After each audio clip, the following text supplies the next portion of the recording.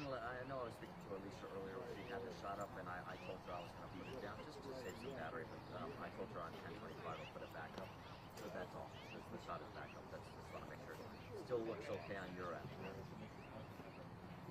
should see that. Yeah, really, it's on PTXL. She said underscore R1. Oh, she is. You see it? It's like at the podium. You see it? Perfect. And I'm now zooming out. Perfect. Excellent. Okay. Excellent. That sounds good. I'll write the teams as soon as the governor and everybody comes out. As a reminder for the morning shows, and I can let Charles know. He's always the last to speak. But that maybe good news if they take a live picture of 11, he might still be speaking. So, anyways. That's funny. Excellent. Good. All right. So I'll let everybody know as soon as the presser starts. Thanks, Lee. Thanks. Bye.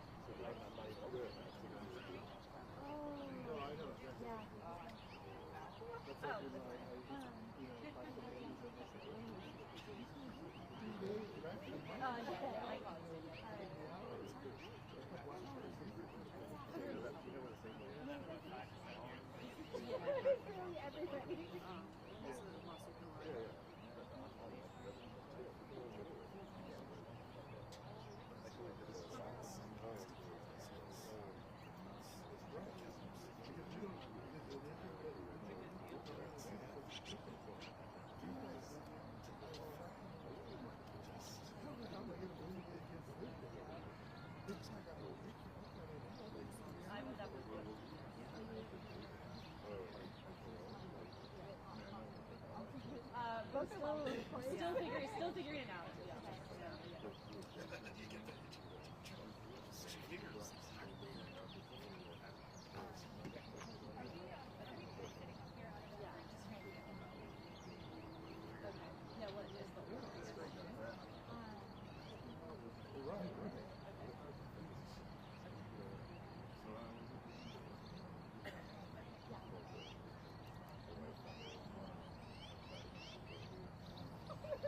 I can make no guarantees at this point, but yeah. I asked for the dismissal. No, Good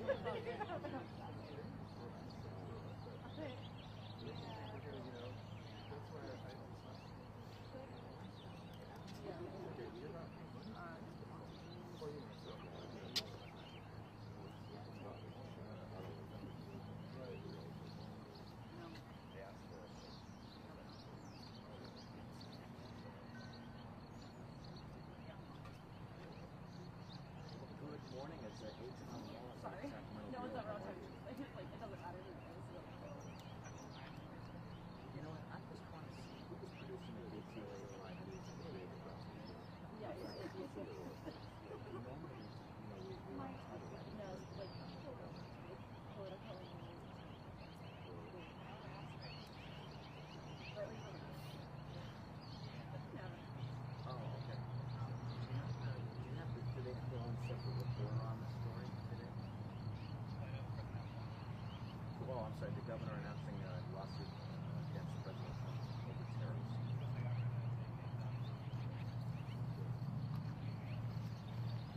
Got it. Got it. Okay, sounds great. Oh, and I have my live picture up. I have my live picture of the governor's podium. You received my emails? Thanks so much. I don't know if that's if it would be of help to her, and I can reach out to her directly as well.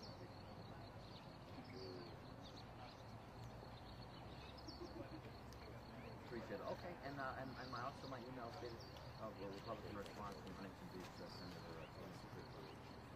And I know that they're based in SoCal, so if my whole email can forward it to her, and I'll be of help in any way I can. Of course. All right. Good to talk to you. Thank you. Thank you.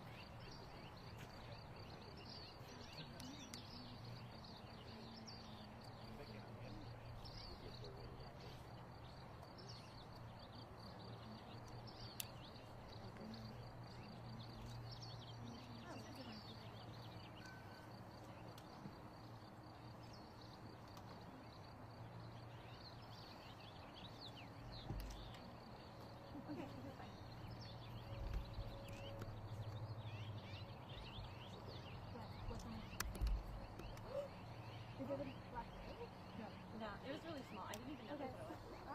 I think I swiped at it before I asked that question though. I'll just think about that.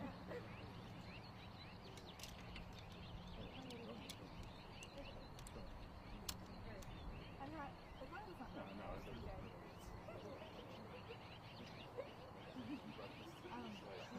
No, it wasn't that. I mean, it was. But I used to work at a and yeah, and so I worked up to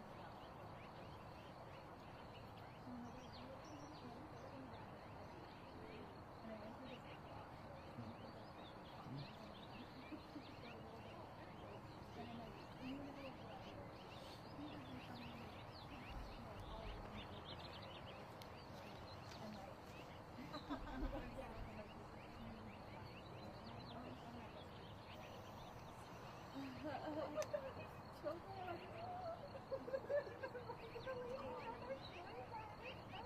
Oh my gosh, that's hilarious.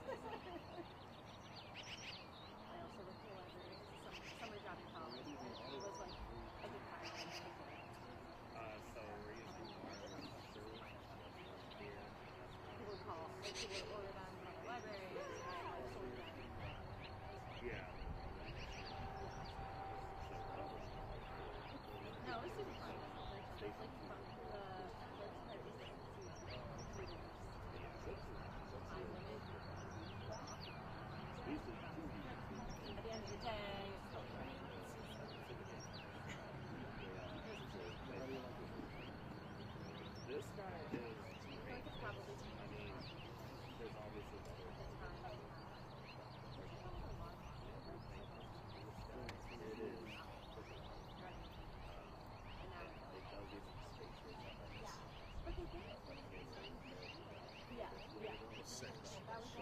So, because yeah, I used to bring People like, big they were doing lighting boards out here, and it's like now I can get everything on this little guy. So it's got 8 video switches, got 8 XLR ins. You can basically drop anything digital, you can drop anything. Yes, yeah, they pick up them on your studio. It's a little even though it's 4 days. Although when I like separated my Yeah. No, I have Spotify. Like, Yeah. like it shows like what was on the playlist that were on my iPhone.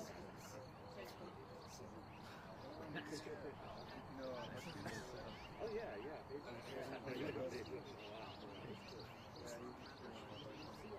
Yeah, so anytime you see like videos of I'm like, yeah, I'm like, I guess I did it. Oh yeah. That did not change. And yeah, exactly. He was also oh no. Yeah, do you need, if you want me to move it? No, are you supposed to be able to get batteries for them? I have the same ones. Yeah, yeah. Oh Okay. yeah, they're just expensive. Yeah. Like $350 Yeah, I know. Yeah, you can Okay. still get them. B&H has. Because all the other stuff discontinued because they stopped. They stopped. supporting Yeah, it. you can find it, but it's just so painful when you have to for that price. know. Or like $380, I think. Honestly,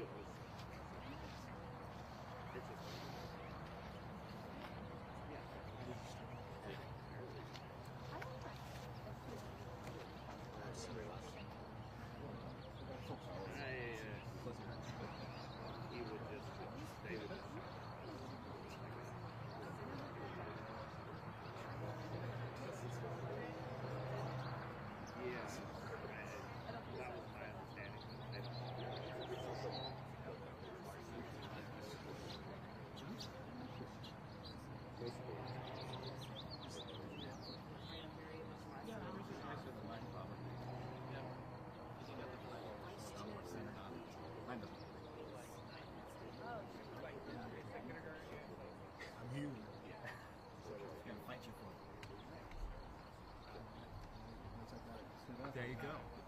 You got a little farm equipment back there. no, not you. No, it's more like. Oh, good.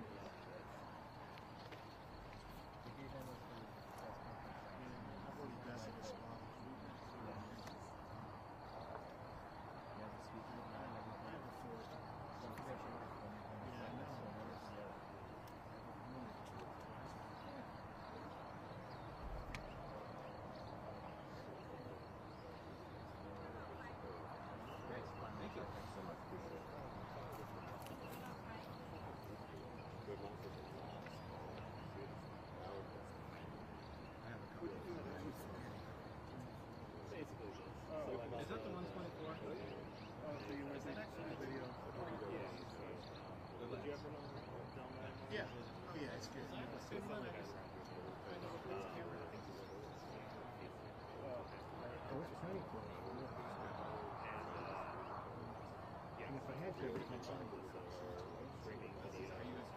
I'll push all the way to see it. I like it. Look at in interlopes. Oh, that's good. Okay. Yes. And you don't have that little double thing right here? I do not. Okay. I do have the sensor project. That's it? Yes. That you haven't pressed it in? No. Oh, okay. So you can even get a little closer. This is on the 5 kit. The 6 is different. Yeah. Oh, that's the 9. Yeah, so if you go to interlopes, it's the next thing. It actually has a 16 millimeter.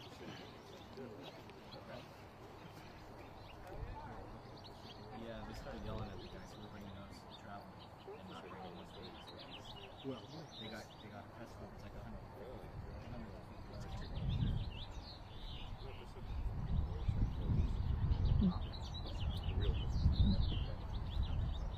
No shakes.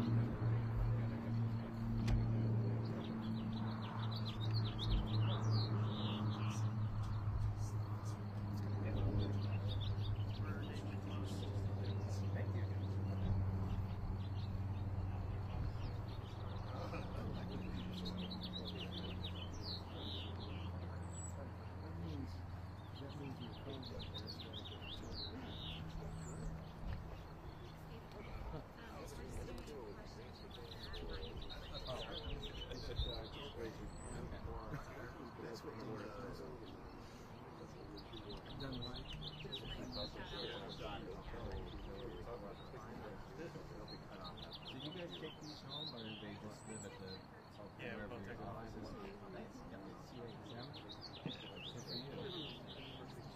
Good perk. Job that cannot tolerate dealing with We're not that far out. a couple of hours. I didn't know if you heard or not. Perfect. Okay. All right. That sounds great.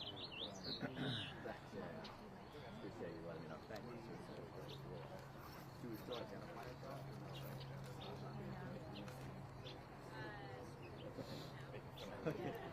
Yeah, right. Thanks for letting me know.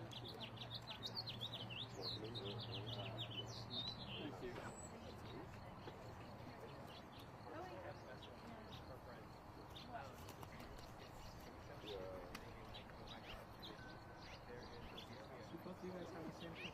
Think about me. Thinking about this. I think they might be able to. But that last, you can get it. This is about as far as you can get. It's tough when we're in auditoriums or on like a bigger event that requires Right. a two-stage dress riser. That usually means you're talking upwards of 100 feet plus. Yeah. And it's like this now. Then you're getting Then we'll switch it to Super 35 mode. okay. Because then the crop sensor, Yeah. so then instead of 118 or 130 or whatever this is, now you're closer to 200. Yeah, I have the same one. I think it's like 124.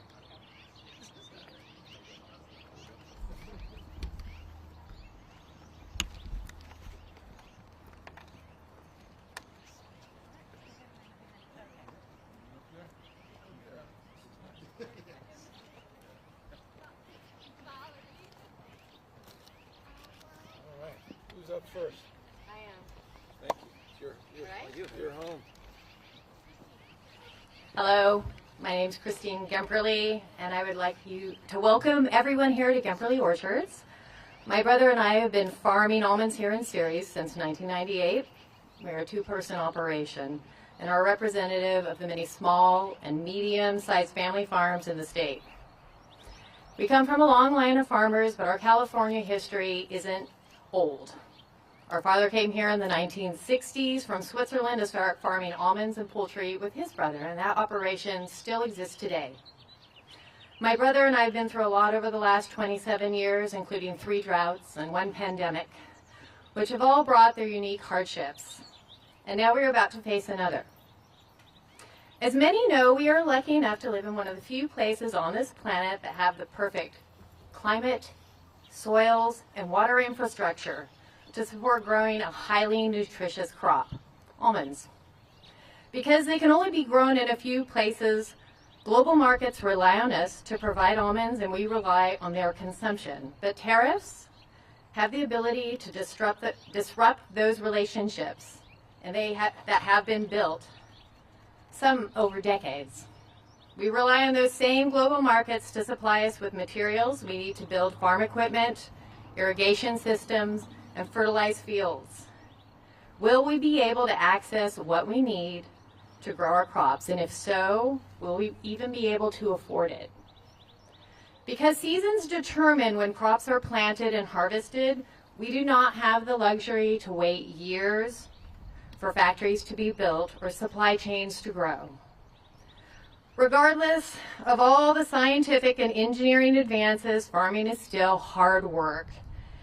And the weather makes every year a gamble. The last thing we need is more uncertainty and not knowing whether we can ride this one out. With that, I'd like to thank Governor Newsom for being here today, and I would like to introduce Chris Murphy from Sierra Pacific Warehouse Group. Thank you. Thanks, guys, for being here. Hi, Chris Murphy, Sierra Pacific Warehouse Group. I'm the CEO. We are a family business, Central California. Our 3rd generation, with our 4th just recently born. California is a crucial part in the lifeline of our national supply chain. It involves so many suppliers, manufacturers, countries from all around the world and domestically here. Our dynamic food industry gives us a unique role in feeding America. Many of our customers supply across the United States. Blending imports along with domestic products to feed the world and the United States, supply chains, retailers. These same local producers export to strategic markets around the world. The supply chain and our customers, they rely on dependable and trustworthy long-term partners. And we need to be a reliable and trustworthy trading partner with the rest of the world. So I think we all work together. The supply chain's interconnected. There's so many moving parts, and it's something that we all should rally around. So thank you. And I'd like to introduce Attorney General Rob Bonta. Thank you all for being here and taking the trip. I want to thank Christine and Chris for sharing their stories and speaking up about the impact on their businesses and California businesses generally. Rob Bonta, California Attorney General. And we're here because President Trump's rogue and erratic tariffs are wreaking havoc on our nation's financial systems and causing uniquely immense harm to California's economy, the fifth largest economy in the world and a major driver of our national economy. Together with Governor Newsom, I'm filing our 14th lawsuit against the president in less than 14 weeks. This one challenging the tariffs he unlawfully imposed under the International Emergency Economic Powers Act. We're asking the court to rein in the president, restore to our economy, and uphold the Constitution. The president is yet again acting as if he's above the law. He isn't. He is yet again violating the U.S. Constitution, overriding Congress's authority, and breaching the separation of powers. It's simple. Trump does not have the authority to impose these tariffs. He must be stopped. Before I get into the nitty-gritty, I want to express my great appreciation to Governor Newsom and his team for their leadership on this issue and many issues, and their partnership and collaboration with us on this case. We're proud to work with them, as always.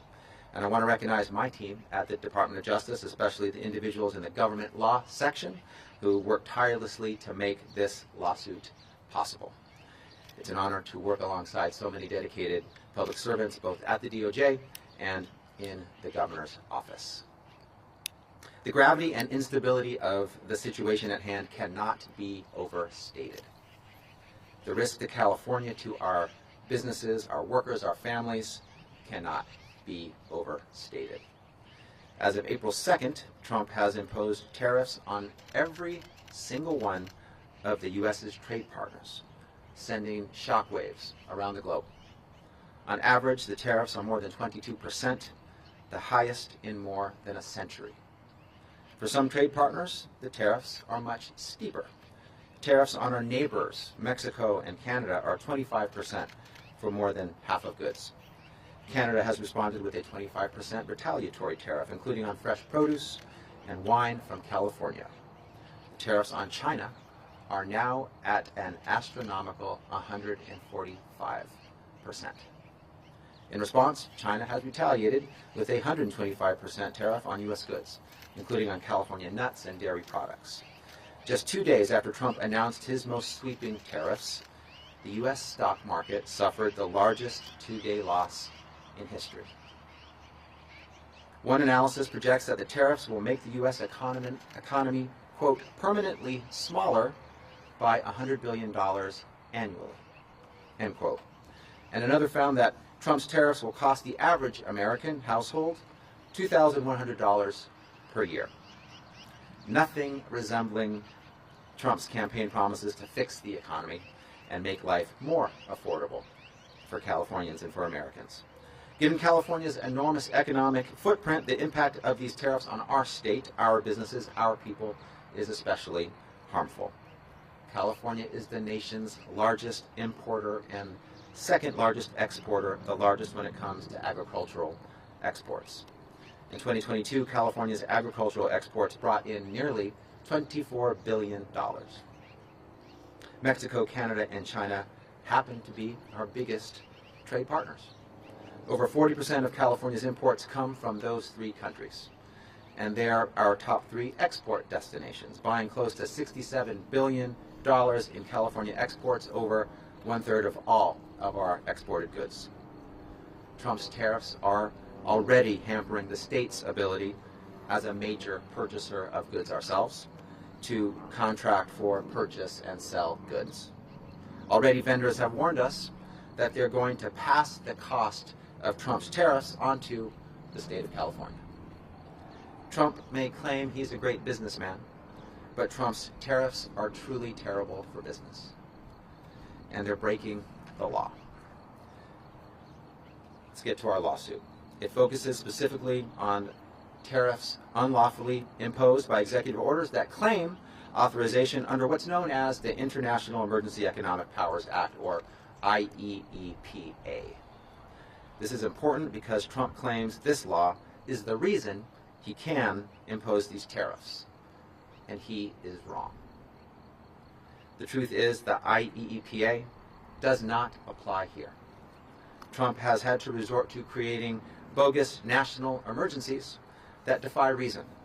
He's even claimed there's an influx of illegal immigration and illicit drugs crossing over the Canadian border as the basis for imposing across-the-board tariffs on Canada. It is completely untrue. In actuality, less than 1% of fentanyl and illegal crossings actually come from Canada. The reality is the U.S. Constitution gives Congress the power of the purse. It's Congress's responsibility to set and collect taxes, duties, and excises, including, yes, tariffs, not the president's.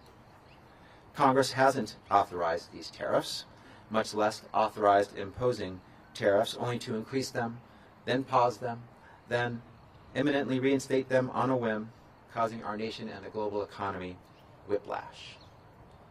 Trump is attempting to override Congress and steamroll the separation of powers.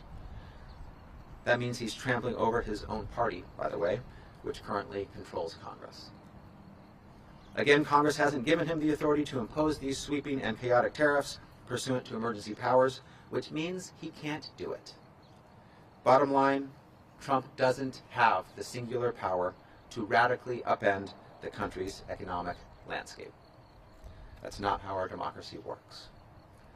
Trump may claim these tariffs send a message to our international partners, but Americans are the ones shouldering the burden. The message Americans are receiving is that your costs are going up. The farmers here in the Central Valley, the small businesses up and down the state, the families sweating over their household budgets to see where exactly they can squeeze out the extra thousands of dollars each year that these tariffs could cost. The cost of groceries and gas and other goods are rising. The cost of bananas, coffee, chocolate, wine, iPhones, video games, clothes, all on the rise. As Republican Senator Ted Cruz said, quote, tariffs are a tax on consumers, end quote. Couldn't say it more clearly. And we're feeling it. Seniors looking at their retirement savings are feeling it. Parents looking at the college funds they've built up for years are feeling it. Farmers looking at the crops they're counting on to support their families and pay their workers are feeling it. Trump's tariffs are a slap in the face to Americans, especially hardworking families just trying to get by. It's time to put this chaos to an end. It's time to hold Trump accountable to the law. With this lawsuit, we are. As Attorney General, it's my job to ensure California remains the best place to live, to work, raise a family, or run a business. That's exactly what I'm doing today. I'm proud to be alongside our great governor to fight for California's vibrant economy, businesses, workers, and families. And before I pass it off to my partner on this lawsuit, Governor Newsom, I want to give a final shout out to the folks on my team who worked tirelessly on this lawsuit. They don't do it for the recognition, but I'm going to recognize them.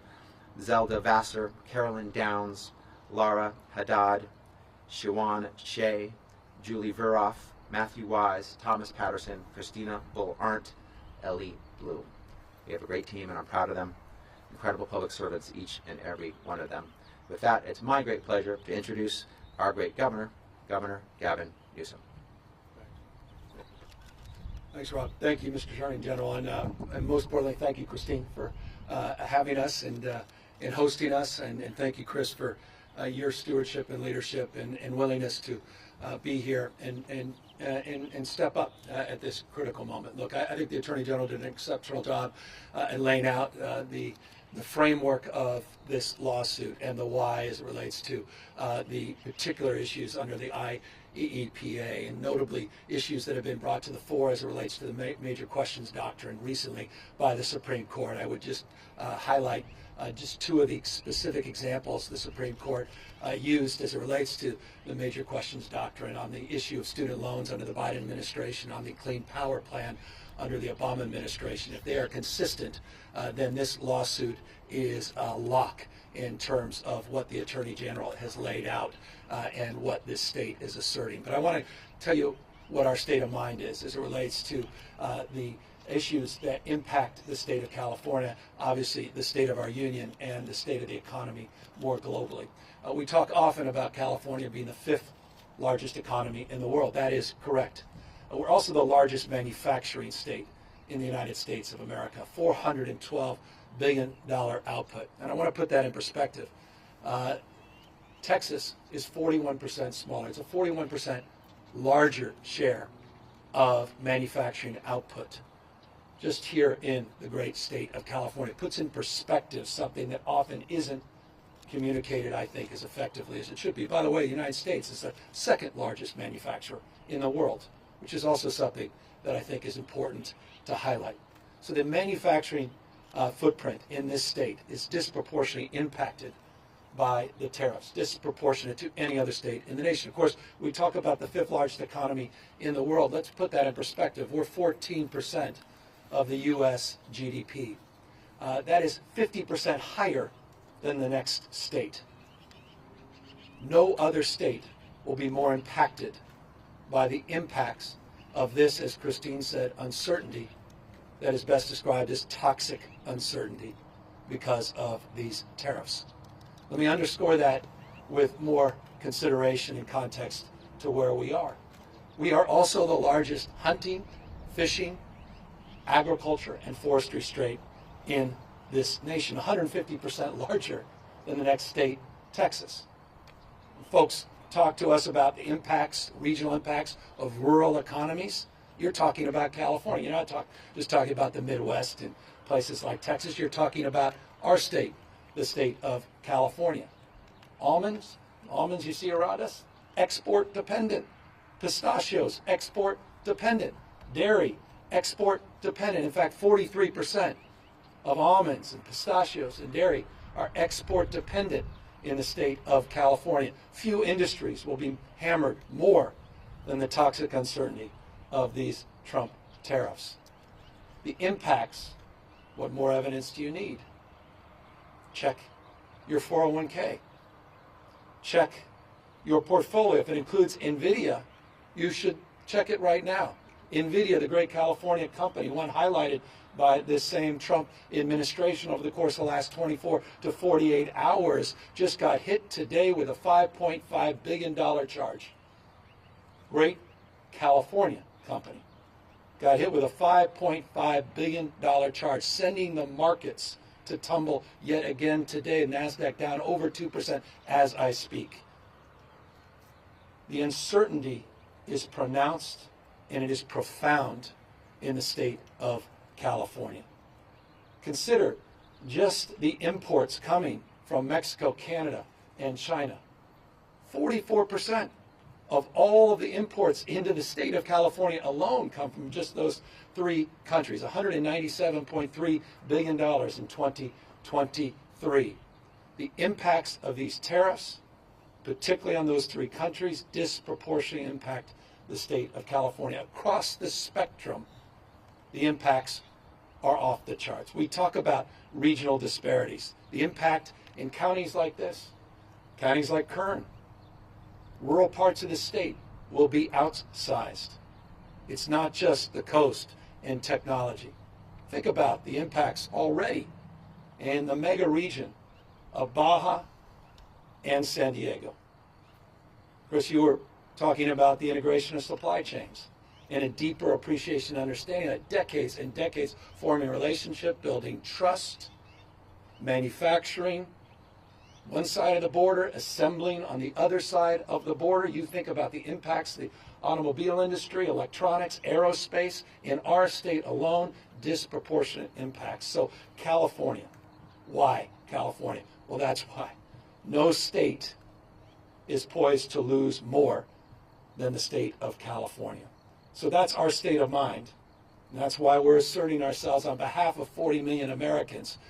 And I imagine if you caucus those 40 million Americans, you'd find few, I don't care where they were in the last election, that are celebrating this uncertainty, that are celebrating the largest tax increase in modern U.S. history. In essence, a sales tax. In essence, a sales tax, a regressive sales tax that hurts working folks, that hurts poor folks, that hurts hardworking folks like Christine and those that Chris represents disproportionately. This is recklessness at another level. The geopolitical impacts are outsized. The trade impacts are outsized, not just the economic. That's why we were up in Canada making a case anew to try to encourage Canadians. What the hell do we have on the Canadians? Mocking people in another country, one of our great partners? Talking about being a 51st state? The fact that we had to invest in advertising up in Canada to encourage people to come to the great state of California, where 2 million Canadians visited last year, is a sign of the times, a testament to the moment we're living in. We're 2,000 miles away from Washington, D.C. We're a world away from the values that are emanating out of the White House. Again, that's why we're here. That's why we are asserting ourselves. I can't imagine anything more unifying for a state at this moment than stepping up as we're stepping up here today on this critical issue. So I just, again, want to thank the Attorney General, who has not been timid. He mentioned 14 lawsuits. We overall have 15. When you add the one he wasn't directly involved in. I want to thank him, and I want to thank the legislature. Don't forget, we did a special session, seems like a lifetime ago. It was just a few months ago, saying we have an open hand, not a closed fist. And it was a sincere sentiment. We didn't want to go down this path. We were hoping we didn't need to go down this path. But we prepared to go down this path. And so I'm grateful not just to the Attorney General, but to all of those members of his staff that he called out. I want to thank them for their partnership, their stewardship, the legislature, the same, for recognizing the severity of this moment. We talk about on goals, we talk about, stupidity. This needs to be updated in the next Wikipedia or the next encyclopedia as a poster child for that. It's a serious and sober moment. And I'd be, in closing, lying to you if I said it can be quickly undone. And that's why we have a unique responsibility to do more at this moment as well. Now, I've been involved in, I think, 19 or so MOUs with countries around the world. We've been reaching out to foreign leaders. They've been reaching out to us. And the critical nature of subnational trade and people-to-people relationship cannot be understated at this moment. And California can and will play an outsized role in that relationship. We have got to rebuild trust. 80 years of economic dominance in just a matter of weeks being unwound by this kind of recklessness. And so we are here very mindful of the anxiety that this has imposed on all of you, and very mindful of our role and responsibility at this moment, not to be bystanders, and try to shape this debate and shape this conversation. And this lawsuit is a meaningful and justifiable effort to do just that, to be accountable at this critical moment in not just California history, but American and world history. With that, we're here to answer any questions. Are you upset, Governor? Well, how can you not be? I've got 4 kids. 80% of their toys under their Christmas tree come from China. I've got family members living paycheck to paycheck. Many family members. My mom, who passed away years and years ago, was one of them. I mean, no rationale, no plan, no conscience to what it's doing to real people, no consideration of congressional responsibility. Where the hell is Congress? Where the hell is Speaker Johnson? Do your job. They're sitting there passively as this guy wrecks the economy of the United States of America, which has dominated the global economy. Don't take my word for it. The Wall Street Journal. We are the envy to the world. And overnight, a wrecking ball to America's reputation, our role, and our relationship. And so I'm angry as a parent, as a taxpayer, as someone who has a retirement account that didn't come from wealth, no trust funds in my family. You know, worked hard all my life. A guy who has businesses. I know I have blind trust. And I trust you can appreciate that I won't try to cross the line on that. But as someone who's built a business that also is export dependent, some of them, industries like ag that I'm involved in, I have a unique understanding. It's not an academic understanding of the stress that folks are going through. And so it connects on every level. And so I'm angry about this. Governor, you've been very reticent to embrace, we talked about Trump proofing. You famously hated that phrase. Well, you used it, I didn't. That's yeah, why. But can you talk about, kind of why you're embracing this moment to be more aggressive against the Trump administration? I mean, it's been 2 weeks since the tariffs took effect. Why now? Because for the last few weeks we've been absorbing the impacts. We've been looking at the law. We've been coordinating and collaborating with our Attorney General. We've been talking to other states, and we're the first mover. And that's what California does. Every one of the lawsuits that have been mentioned, we have been part of. We're funding. We're working in collaboration and partnership. So why now? Well, that's pretty consistent with past practice. And you may recall we were involved in 122 lawsuits against the Trump administration and Trump 1.0. Had this the 15, it's 137. There's no more, I think, assertive state in our union that's standing up for the state of this union than the state of California. Mr. Governor, I'm wondering if you can talk a little bit more about the response you've gotten from those world leaders that you asked to spare California from retaliation. Well, we have great relationships, not good relationships, great relationships. You've seen, they've shared, not just me, some of the recent meetings we've had with the ambassador to Germany, ambassador to UK, to the premier just 48 hours ago, the premier of British Columbia. Those are just 3 recent examples. That doesn't even include all the other private conversations I've had that were respecting the privacy.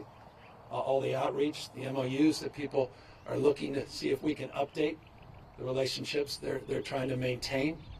And the imperative, they want to know that we're a stable partner. They want to know we're not going to turn their back as this administration's turned their back on our allies. And they want to know that we're going to continue to have their back as it relates to addressing the anxiety and uncertainty, particularly as it relates to their making a case. And I find this interesting. Making a case that we don't even need to make, but they're making, that California is not this administration in terms of policy in context of retaliatory tariffs. Now, I have no authority in terms of international trade. I recognize the limitations. That said, through the governor's office of business, we created an international arm. We've been very proactive, very aggressive. Lieutenant governor's been a leader and point person in that respect. And so we're building on that work, and we're building on those relationships. And we have lined up many, many subsequent meetings. And I think the Visit California announcement we made 48 hours ago is indicative of the kind of proactive work we'll be doing to reach out to our trading partners and make the case that California has their back, and we want them back visiting the state. We want them continuing to trade with the state. We want to continue to maintain our dominance. By the way, I haven't even brought up the port of LA, the port of Long Beach, and the fact that 40% of the goods movement in this country comes through those two ports. I haven't even brought up the pizza shops and the coffee shops that are disproportionately dependent on that trade every single day. I mean, this is not even complicated. The impacts of small businesses that cannot pass along these increased costs, that are losing customers. The impacts, and I don't want to speak for Chris and others, but the impacts already on the lack of investment. Any business person, small or large, uncertainty is the number one enemy. Just give us certainty. The one certainty that is only certainty we have is uncertainty. That literally on a whim, day to day, hour to hour, phone call from a donor to a phone call from another donor, that there will be a waiver, there will be an exemption. I mean, from free capitalism to crony capitalism, just like that. Corruption, this is the personification of corruption. I appreciate the press. You chase this for a living. This is smash mouth in your face. Every minute of every day, every hour, and you know it. You've seen it. How in the hell are we sitting by and allowing this to happen? So again, that's the why, and that's what we are pushing back against in this lawsuit.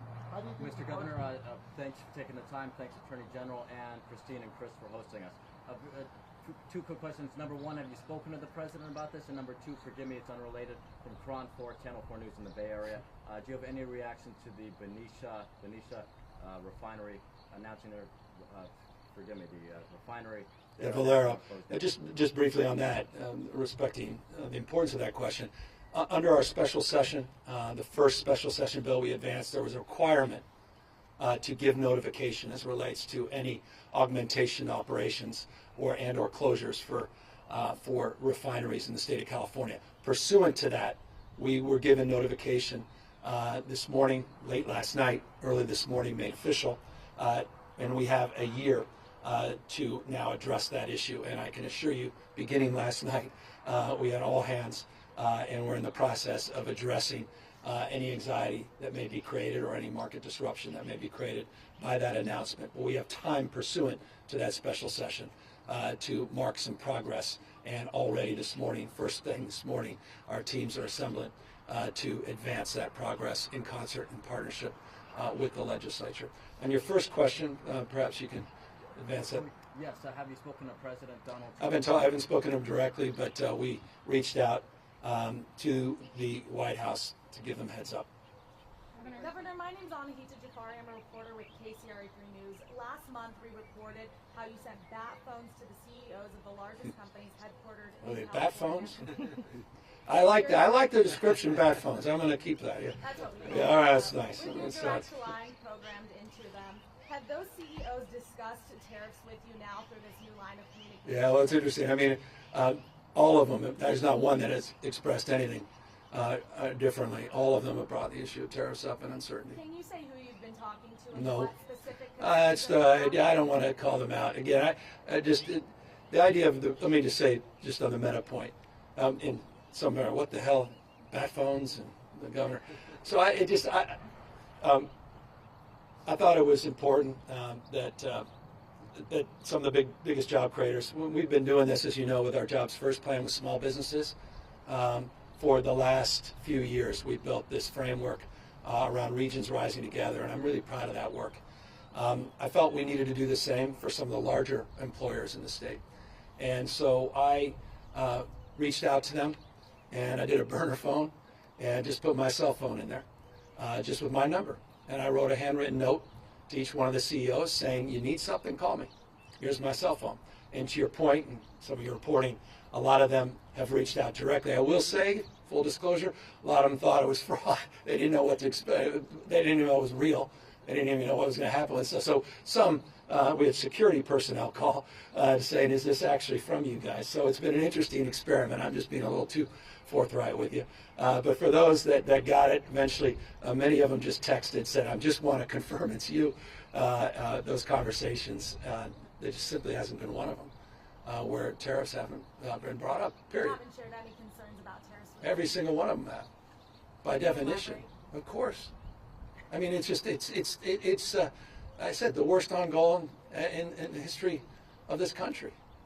One of the most self-destructive things that we've experienced in modern American history. I mean, the Attorney General just laid out that 22%, some have estimated as much as 26.7, 27% all in, but you're getting near that the Smoot-Hawley numbers that every independent assessment said exacerbated the Great Depression. I mean, it's literally comparable to that. You know, I know a thing or two about China. I sat down with President Xi. This is, you know, this is serious, and we need to take it seriously. Again, no state has more to lose. How do you think Have you the court's gonna calculated- respond to this lawsuit? I'm sorry? How do you think the court's going to respond to this lawsuit? Well, I got my attorney here. We bring lawsuits when we think we're going to win. We've done that in the other 13 lawsuits up to this point. We've had a lot of success in those lawsuits so far, securing temporary restraining orders, preliminary injunctions. The approach here is the same, although its application is different in that it applies to these universal tariffs. It's the idea that the president is exercising authority that he doesn't have. The president can't do unlawful things. It's really that simple. And he thinks he's above the law. He's not. He thinks he can violate the Constitution and the law, and he can't. And so it's up to us to hold him accountable to following the law. And in any court where we will get what courts give, a fair and objective hearing, a full review of the facts, a complete analysis of the law, we believe we'll be successful. And we believe that in this case. Have you been able to calculate and project the economic impact these tariffs will cause for California? Is there a number you can put out yet? Well, let me give you some proof points just to start, just the process consider. Just think about the procurement in the state of California, meaning the state buys goods and services. IT. We buy over $10 billion a year in IT and other non-IT goods. The tariffs, by definition, have already had an impact on the cost of those goods. So that's a direct economic impact. I talked to you about the markets. Why do I bring up the markets? Because the markets in California play an outsized role in our budget. Capital gains plays an outsized role in our budget. NVIDIA's success as a company, I gave it a proof point, plays an outsized role in the revenue we generate in this state and our ability to support critical programs, including supporting farmers like Christine. The impacts of that have already forced and compelled me to adjust the budget that I will be submitting in May. The May revise will reflect a downgrade in economic outlook in this state. I have been meeting consistently in the last few weeks with economists, not only state economists, independent economists. Universally, they have significantly downgraded the GDP projections for the state of California next year, have increased, as a consequence of this toxic uncertainty, the likelihood that our unemployment rate will go up, not down, and that the environment will precipitate in higher inflation. All of those things will inure to slower economic growth, less capital gains revenue, and a significant, from my humble perspective, how significant? Stay tuned to the May 15th revise. Change in our projections as it relates to revenue collection and an adjustment into our baseline spending in order to submit, as I'm constitutionally required, a balanced budget. So the impacts on the budget of this state are already being felt, and the full impacts have yet to be fully felt. And also, what do you respond to? One second, just go. Push for tariff exemptions on almond growers, especially in San Jose County, which makes up 18% of the state's almond value, and also a county that is largely backed Trump. Why do you think the president will not budge on this? Well, look, I want to give the president his due in this respect. I'm old enough to remember in the 1980s, I think it was a full-page ad that President Trump, at the time Donald Trump, businessman, put out complaining about trade policy in the United States vis-a-vis Japan. He's been very consistent on this issue for decades and decades. I give him his due in that respect. You saw in the first administration, I talk about crony capitalism. I didn't say that lightly. That comes from the basis of an independent analysis of waivers that were provided in the first Trump administration and how they were directly connected to donors to the Republican Party. He's been consistent for years and years. But this rationale across the board, 10% tariffs, the irrational determination of 145% in China, the fact that he negotiated what he said was a great trade deal, the USMCA, and now he's trashing his own deal, shows a level of recklessness that even I did not anticipate. And I imagine many of his supporters may not, to your question. I'm here because I come here often. I'm here because I have a responsibility to support people like Christine and those that Chris represents. I'm here not because folks here, I'm very mindful, voted for me or even Kamala Harris. I'm here because they matter and we care. And I'm here because they're disproportionately going to be hurt by this, by the guy that's betrayed them. Donald Trump is betraying the people of the Central Valley. He is betraying the people that supported him. Donald Trump has turned their back, his back, on his supporters. We will not turn our back on those that supported Donald Trump. We will have their back. That's why I'm back in the Central Valley. Some exemptions for big companies, even in California, have been made for these tariffs. What about small businesses that don't have that visibility? That's it. That's by definition crony capitalism. Because your fancy CEO may have gotten a cell phone and you made the call. That's why I predicated what I said as it relates to those cell phones on the work I've done for small business as a foundational point. And that's why we're here with small business. But that's exactly right. What's their representation? And that's where states come in.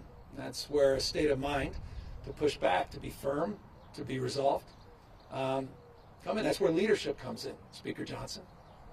That's where leadership comes in, accountability, responsibility, Speaker Johnson, to have the back of small businesses you claim to represent. Where the hell is Congress? The best of the Greek democracy, the Roman Republic, 3 branches of government, independent, co-equal branches of government, popular sovereignty, the rule of law. The rule of law. You saw a federal judge today on contempt charges against the administration, or at least asserting probable cause for contempt charges, criminal charges against the Trump administration, on the fundamental rule of law, the principles of our founding fathers, the 250th anniversary of this great republic we're about to celebrate, that has held this place together, that has bound us together.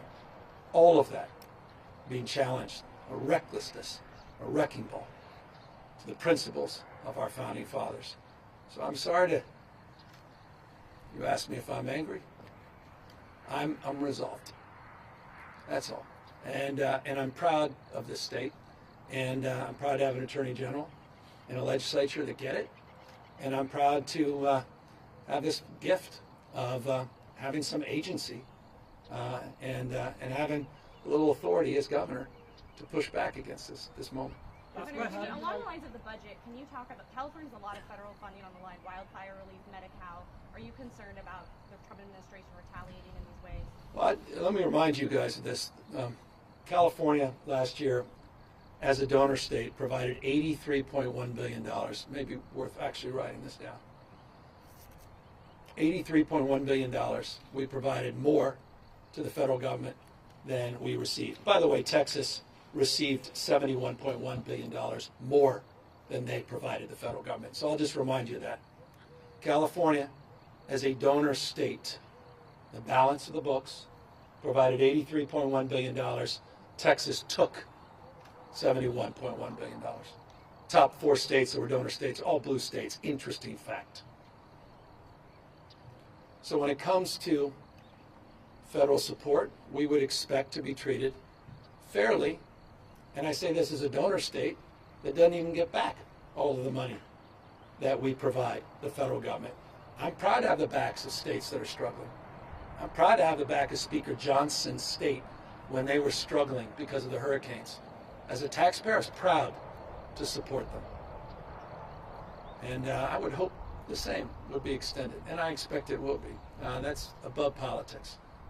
I spent 90 minutes in the Oval Office with the president. I've been on the phone with him on multiple occasions.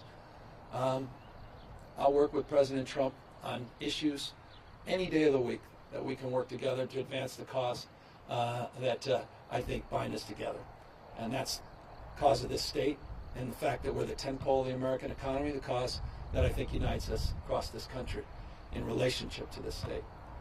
And that's my state of mind, and I'll maintain it. I deeply disagree with him on this. I think the overwhelming majority of Americans agree with our position and disagree with his. And I hope they also would find it in their hearts to support those in need, American citizens that happen to live in the state of California as it relates to the recovery efforts in Los Angeles. And one last point, 75% of the lumber that the United States imports comes from Canada. I'll repeat that, 75% of the lumber that we import comes from Canada. The costs of rebuilding have already been impacted by these tariffs in Southern California. The cost of housing has gone up. The cost of the recovery has gone up. I could cite over and over specific examples. We haven't even fully absorbed, to your earlier question, the magnitude of the economic costs already of the recklessness of these tax increases, these tariffs. One last question on back to Judge Bobert's finding this morning. Are you hopeful at all that if